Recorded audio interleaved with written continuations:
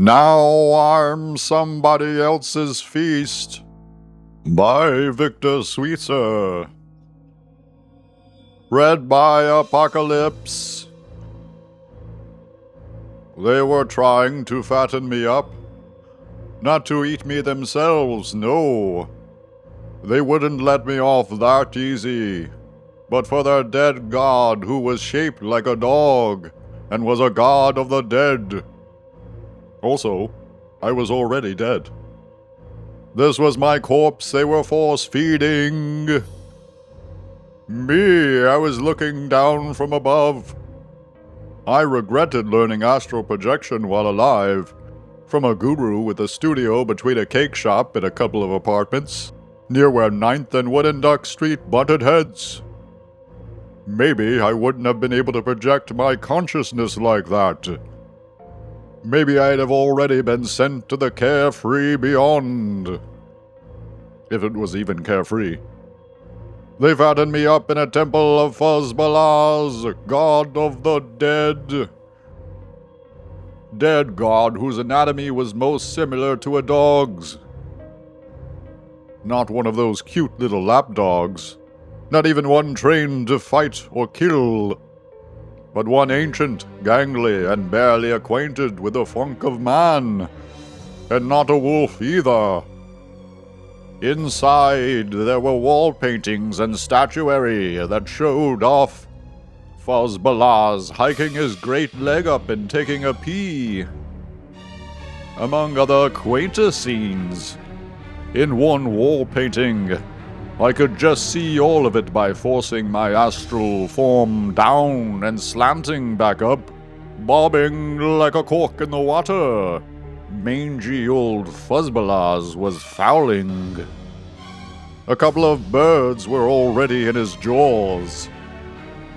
Humans, much smaller than Dog God, naked except for collars, were ranging in swamp reeds for birds to give their master. These bird-hunting humans were alive, but their master's eyes were X'd out. I should never have come. I should never have come to that party down the stairs from my apartment. I should never have let loneliness drive me out like a dog's howl, buried in my chest. I should never have seated myself at the table to partake in their feast. I should never have drunk the wine or eaten the pie that brought blood coughing forth in a muddy froth to my lips. Before even they had dragged me from my chair, from Roger the Rover's training, my consciousness had drifted out on a psychonaut's leash. It snapped taut. I couldn't or didn't want to let myself free yet, in case I needed the flesh, or in case I still wanted it. They dragged my body into a sack, and the sack went into an old school bus. The wheels on the bus went round and round, while I, that me who maybe was my soul, flapped just outside the window like a balloon. I was surprised I didn't let go.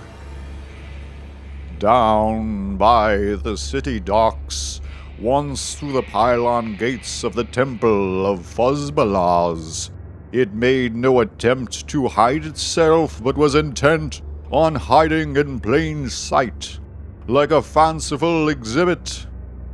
They deposited me on a slab in the middle of some words. Words ran around the center in what looked like English shorthand, like somebody's notes from class who nobody else could read, without a Rosetta Stone. Dancers and singers came into the chamber and performances began. And my handlers, my dead body's handlers rather, started to feed my corpse all kinds of treats I couldn't taste. Once I'd been fed, priests said a prayer to Fuzzbalaz, and the god crawled out a hole in the wall. It ate the dead, engorged body, and my soul came unmoored and twisted gently away, drifting.